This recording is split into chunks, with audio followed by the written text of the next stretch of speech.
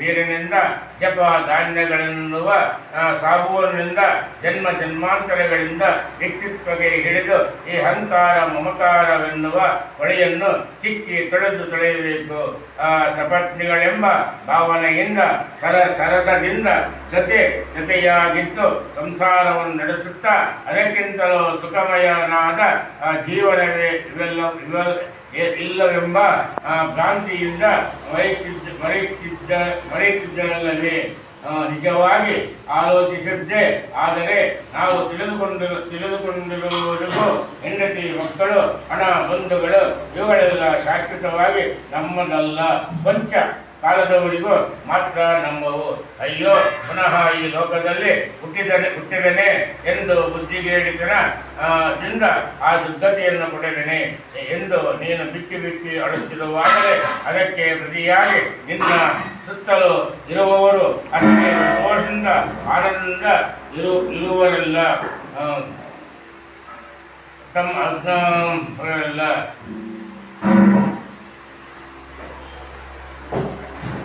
ತೋಪು ಆ ಗೀತಾರಾಧದಿಂದ ತುಂಬಿತು. ತಾವು ತಮ್ಮ ನಿಜವನ್ನು ಸಂಪೂರ್ಣವಾಗಿ ತಿಳಿಸಿದ ನಂತರ ಜಗತ್ತಿಗೆ ನೀಡಿದ ಮೊದಲೇ ದೇಶವೇ ಅವನು ಎಂದು ಬಾಬಾ ಆಗಾಗ ಈ ಶ್ಲೋಕವನ್ನು ಧರಿಸಿ ಹೇಳಿದನು. ಬಾಬಾ ಅಂತ ಬಾಬಾ ದಿಸ್ತಿದೆ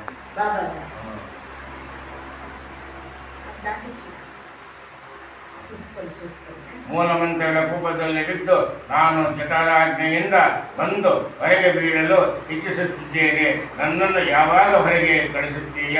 ಯಾವ ದೀನದಯಾಳುವು ಈ ರೀತಿಯ ವಿಶೇಷವಾದ ಜ್ಞಾನವನ್ನು ನನಗೆ ಕೊಟ್ಟಿರುವನೋ ಅವನನ್ನೇ ಶರಣು ಹೋಗುತ್ತೇನೆ. ಪುನಃ ನನಗೆ ಈ ಸಂಸಾರ ಇಲ್ಲವಾಗಲಿ.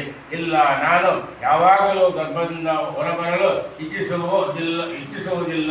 ಹೊರಗಡೆ ನನ್ನ ಪಾಪ ಕರ್ಮಗಳ ಫಲವಾಗಿ ದುರ್ಗತಿ ಉಂಟಾಗುತ್ತದೋ ಆದ್ದರಿಂದ ಇಲ್ಲಿ ಮಹಾ ದುಃಖದಲ್ಲಿ ಮುಳುಗಿದ್ದರೂ ನಾನು ದುಃಖರಹಿತನಾಗಿದ್ದೇನೆ. ನಿನ್ನ ಪಾದಗಳಲ್ಲಿ ಆಶ್ರಯ ಪಡೆದು ನನ್ನ ಆತ್ಮವನ್ನು ಸಂಸಾರದಿಂದ ಉದ್ಧರಿಸಿಕೊಳ್ಳುತ್ತೇನೆ.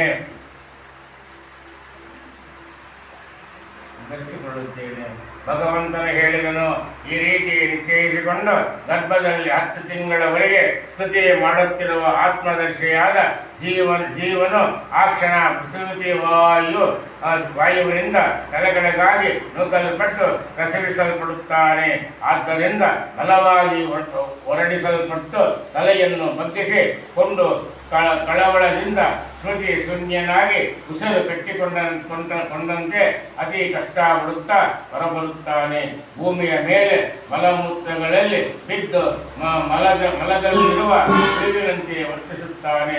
ಜ್ಞಾನವು ಹೊರಟು ಹೋಗಲು ವಿಪರೀತವಾದ ಗತಿಯನ್ನು ಹೊಂದಿ ಗಟ್ಟಿಯಾಗಿ ಅಳುತ್ತಾನೆ.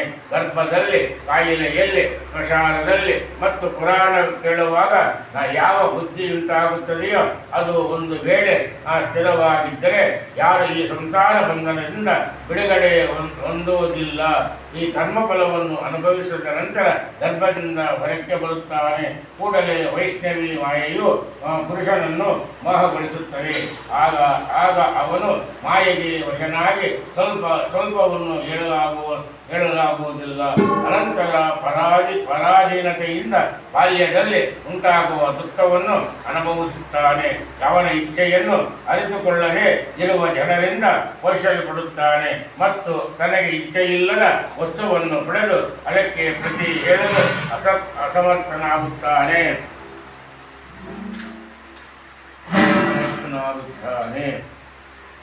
ಅಶುಚಿಯಾದ ಹಾಸಿಗೆಯಲ್ಲಿ ಮಲಗಿದ ಬೆವರಿನಿಂದ ಹುಟ್ಟುವ ಕ್ರಿಮಿಗಳಿಂದ ಕೂಡಿದ ಆ ಶಿಶುವು ತನ್ನ ಅಂಗಗಳನ್ನು ಕರೆದುಕೊಳ್ಳಲು ಕುಳಿತುಕೊಳ್ಳಲು ಏಳಲು ಮತ್ತು ಚಲಿಸಲು ಅಸಮರ್ಥನಾಗಿರುತ್ತಾನೆ.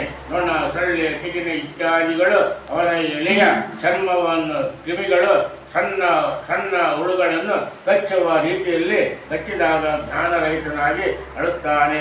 ಈ ರೀತಿ ಬಾಲ್ಯ ಹಾಗೂ ಕೌಮಾರ್ಯ ವ್ಯವಸ್ಥೆಗಳ ದುಃಖಗಳನ್ನು ಅನುಭವಿಸಿ ಅನಂತರ ಯೌವನ ಪಡೆದು ಅಸುರಿ ಸಂಪತ್ತನ್ನು ಪಡೆಯುತ್ತಾನೆ. ಯಾವ ದುರ್ವ್ಯಸನದಲ್ಲಿ ಅಸಕ್ತನಾಗಿ ನೀಚರ ಸಂಘದಲ್ಲಿ ತಲೀನನಾಗಿ ಶಾಸ್ತ್ರಗಳನ್ನು ಸತ್ಪುರುಷರನ್ನು ದ್ವೇಷಿಸುತ್ತಾ ಕಾಮಬಲವಂತನಾಗಿ ಇರುತ್ತಾನೆ.